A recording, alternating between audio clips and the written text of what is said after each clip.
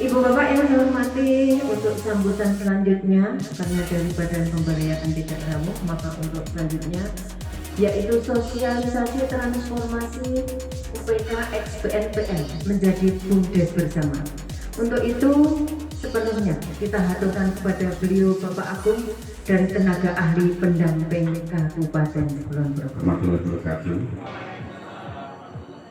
Ibu Penewu, Pak Kapolsek, Bapak Ibu pengurus dalam bergulir yang kami hormati, Bapak Ibu beserta musyawarah yang sangat kami hormati. Kami akan menyampaikan topik yang sedang berkembang Bapak Ibu, yaitu tentang transformasi pengelolaan dana bergulir masyarakat XBNPN Mandiri Pedesaan ke BUMDes bersama. Hari ini kita melaksanakan musyawarah antar desa, antar kelurahan, laporan BKAD.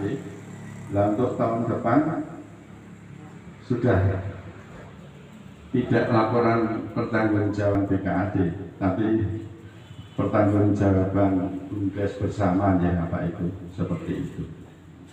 Nanti terus ini MAK yang terakhir oleh BKAD, Bapak Ibu. Mengapa kita transformasi? Karena ini amanah dari undang-undang Bapak Ibu. Kita tahu ada undang-undang Cipta Kerja, di sana mengamanatkan BUMDes itu adalah badan hukum. Kemudian dari undang-undang tersebut dibuat peraturan turunannya, yaitu PP 11 nomor 2 tahun 2021. Kemudian dari PP di Undang-Undang Cipta Kerja, pengertian BUMDes itu sudah berbeda dengan pengertian BUMDes sebelumnya Bapak Ibu. Kalau di Undang-Undang Desa pasal 87 itu menyebutkan bahwa BUMDes itu adalah badan usaha yang dibentuk oleh desa. Tapi Undang-Undang Cipta Kerja itu mendefinisikan BUMDes itu bukan badan usaha, tetapi sebuah badan hukum, badan hukum. Sehingga yang di pasal 87 Undang-Undang nomor 6 tentang desa ini harus dinyatakan tidak berlaku. BUMDes itu diatur di berbagai regulasi Bapak Ibu. Harapannya regulasi-regulasi yang sudah dikeluarkan oleh pemerintah itu paling tidak pengurus BUMDes di desa dan nanti pengurus BUMDes bersama, yaitu bisa merujuk dari apa yang pasal-pasal yang diatur di dalam regulasi ini Bapak Ibu. Yang terpenting adalah PP nomor 11 tahun 2021 tentang BUMDesa. Atas ini PP yang secara khusus dikeluarkan dalam rangka sebagai pedoman untuk BUMDesa. Pengertian BUMDesa ini BUMDes yang ada di desa dan BUMDes bersama. Kalau dulu itu sudah saya sebutkan badan usaha, sekarang BUMDes adalah sebagai badan hukum. Badan hukum itu pengertiannya apa? Ya seperti manusia Bapak Ibu, dia memiliki sebagai badan hukum, dia punya hak untuk memiliki aset, memiliki kekayaan, tetapi dia juga punya hak perdata. Artinya bisa digugat sekaligus bisa menggugat. Itu kelebihan dari badan hukum. Sekaligus kalau kita sebagai badan hukum itu akan lebih diakui, ya, lebih diakui oleh pihak manapun.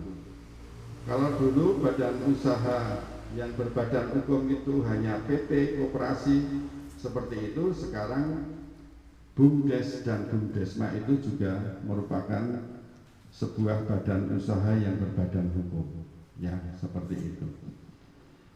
Nah, sebagai badan hukum, Bapak Ibu, BUMDes maupun BUMDesma itu bisa langsung menjalankan usahanya.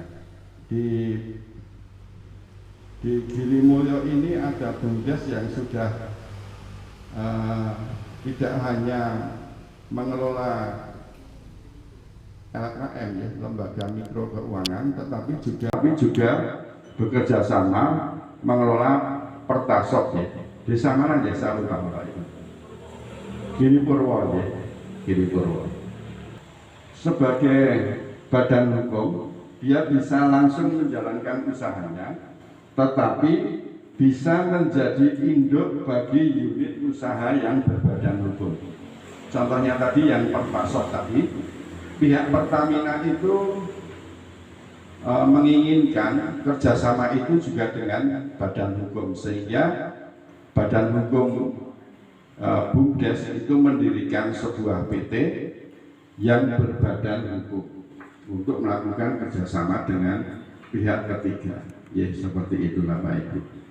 Jadi ini sebuah peluang, ya, luas, semakin luas peluangnya BUMDes untuk menjalankan usahanya, tetapi juga ini sebuah tantangan, ya, persyaratan-persyaratan harus kita penuhi Bapak Ibu, ya, untuk bisa menjadi sebuah badan hukum.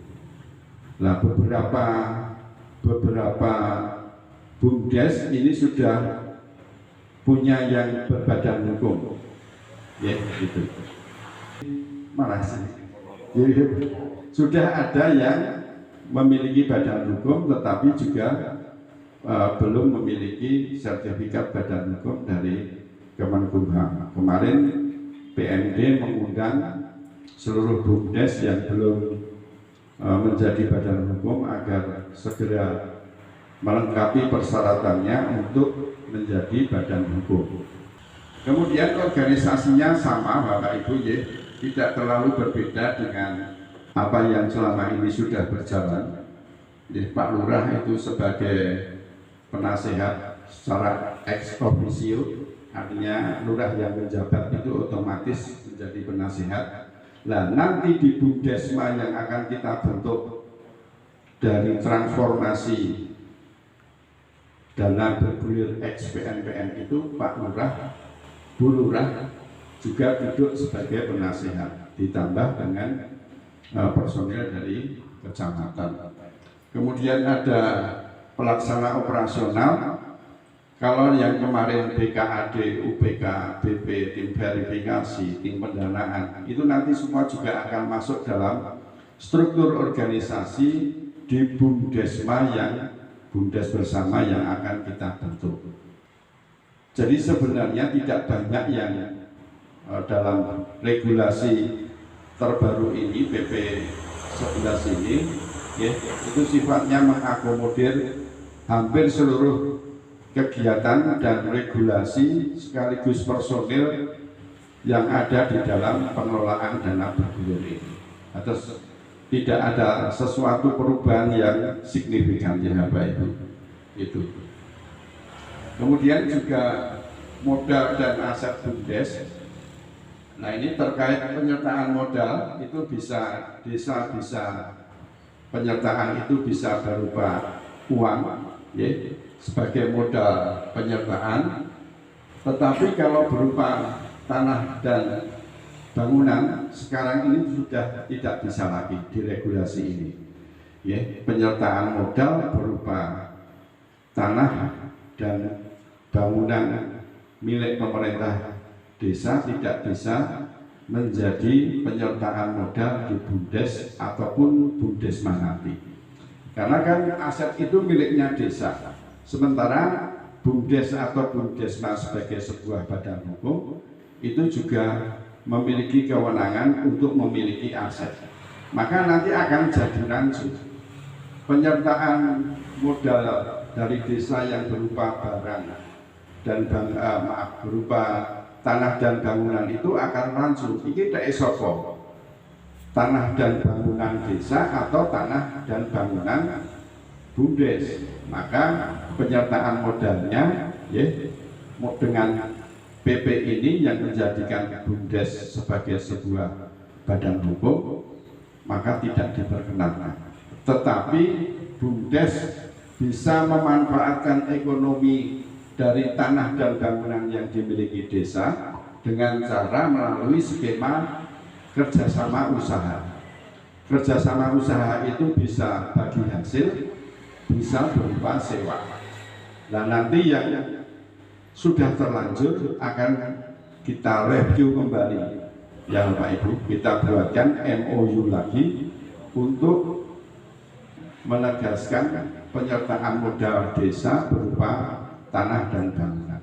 Dulu payung hukumnya itu hanya setingkat dirjen UPK itu, sekarang payung hukumnya ditingkatkan setingkat undang-undang Bapak Ibu. Ya, jadi diharapkan ini semakin memperkuat pengelolaan dan tahapan-tahapan ini seperti Bapak jelaskan sudah dimulai sejak bulan Desember 2021 seperti yang tertuang pada surat edaran Gubernur DIY. Tim yang melaksanakan transformasi ini kapan Pak dibentuk dan tugas pokoknya apa? Demikian Pak, terima kasih. Ya Bapak Ibu, nanti ada sosialisasi resminya setelah seluruh UPK itu menyampaikan aset hasil identifikasi aset ini dan pihak IRDA sudah melakukan review audit ulang tentang aset ini. Nanti akan dilaksanakan tahapan musyawarah antar desa sosialisasi. Nah, disitulah kita membentuk tim, membentuk tim untuk dalam rangka transformasi ini. Nah, tugasnya apa? Tugasnya tentu saja untuk yang pihak yang ada di depan untuk melaksanakan sosialisasi maupun mengawal proses transformasi ini. Yang pertama itu. Yang kedua, anggaran dasar dan anggaran rumah tangga yang ada di UPK tentunya itu juga perlu direview, Kemudian struktur organisasinya, namanya, terus nama dari BKAD ini tadi sudah saya sampaikan, apakah masih melestarikan nama yang sudah ada atau bagaimana. Yang jelas menyusun draft anggaran dasar dan anggaran rumah tangga, termasuk bagaimana yang krusial itu pembagian laba tadi dan penggunaannya. Itu untuk acara selanjutnya yaitu laporan pertanggungjawaban BKAD dan UPK tahun 2021 untuk poin 7, 8, dan 9. Acara ini saya haturkan sebelumnya kepada beliau Bapak Ketua MAK, kepada beliau Bapak Dr. Andes Heri Sutarja. Disilakan untuk memimpin di depan. Assalamualaikum warahmatullahi wabarakatuh. Waalaikumsalam warahmatullahi wabarakatuh. Yang saya hormati tenaga ahli BKAD Kabupaten Bengkulu, Bapak Widrato. Yang saya hormati Bapak Ketua BKAD, Dr. Budi Mulya, beserta anggota kelembagaan yang saya hormati Bapak Kawat Kemakmuran Kapanewon G. Mulyo, yang saya hormati Bapak Lurah, Bapak Ketua LPMK, Bapak Ketua BPK, Sekapanewon G. Mulyo, dan juga yang saya hormati dan yang saya banggakan Bapak Ibu dari utusan kelompok simpan pinjam kelompok perempuan maupun dari kelompok usaha ekonomi produktif se-Kapanewon Girimulyo dan Bapak Ibu yang berkenan hadir yang tidak bisa kami satu persatu. Baik Bapak dan Ibu, sebelumnya mohon izin kami untuk direct memfasilitasi jalannya pertanggungjawaban dari kelembagaan BKAD kepada Bapak Ibu forum anggota musyawarah antar kelurahan di tahun 2021 yang dilaksanakan hari ini. Mudah-mudahan nanti dari laporan pertanggungjawaban ini bisa dicermati, kemudian yang terakhir setelah dicermati bisa disepakati bersama menjadi sebuah catatan yang penting bagi kita untuk melangkah seperti yang disampaikan Pak Agung untuk menuju ke transformasi BUMDes bersama. Baik, untuk yang pertama kita suunkan dari kelembagaan BKAD untuk bisa menyampaikan rencana kegiatan dan realisasi kegiatan yang sudah dilaksanakan di tahun 2021. Waktu dan kesempatan kami. Assalamualaikum warahmatullahi wabarakatuh. Yang saya hormati Bapak Agung selaku tenaga ahli pendamping Kabupaten Kulon Progo, yang saya hormati Bapak Ketua Musyawarah Antar Kelurahan, yang saya hormati Bapak Ibu Lurah se-Kapanewon Girimulyo, Bapak Ibu semua tamu undangan yang tidak bisa saya sebutkan satu persatu yang saya hormati. Langsung saja untuk realisasi kegiatan BKAD Kapanewon Girimulyo tahun 2021. Ini nyuwun ngapunten kula sedang duduk di sini gitu. Yang ada laptop. Untuk realisasi program kerja BKAD tahun 2021 itu yang pertama realisasi kegiatan BKAD seperti di halaman 4 di buku yang sudah kita sampaikan kepada Bapak Ibu. Ini kita ringkas karena nanti masih ada laporan dari UPK, laporan dari Badan Pengawas, ini takut melanggar pasal 12. Ini kita ringkas saja 5 menit selesai, insya Allah.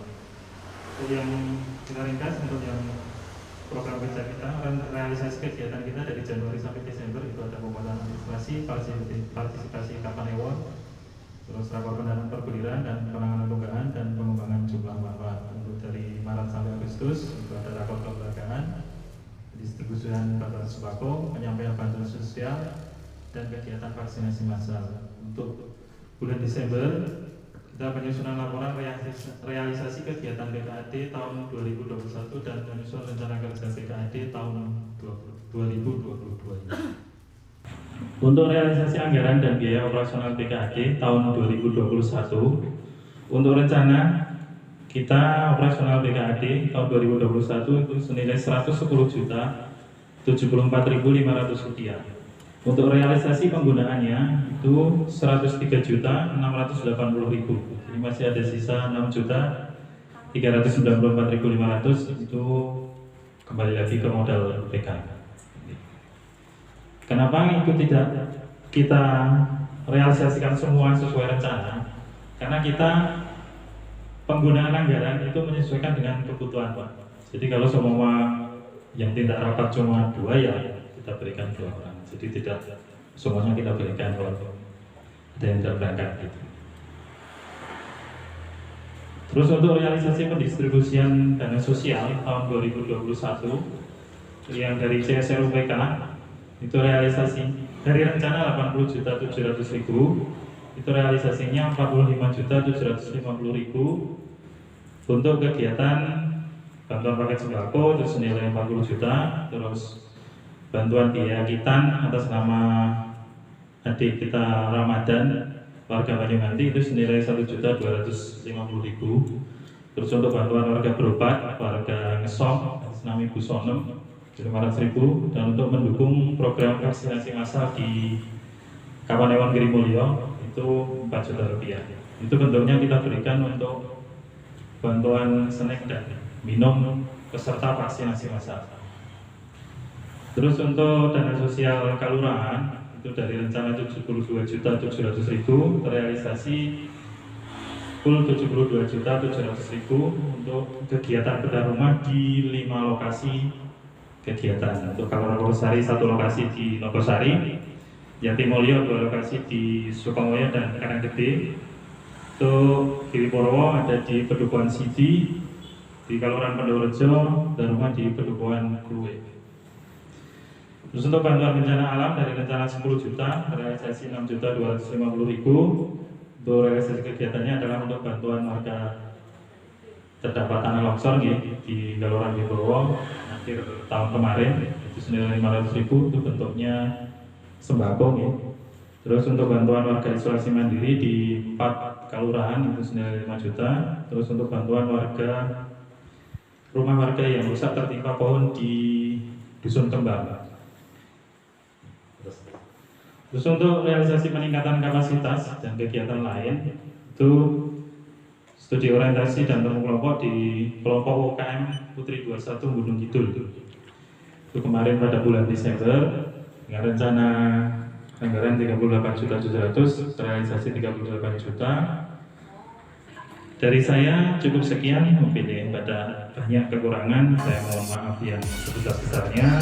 Kurang lebihnya mohon maaf. Wassalamualaikum warahmatullahi wabarakatuh.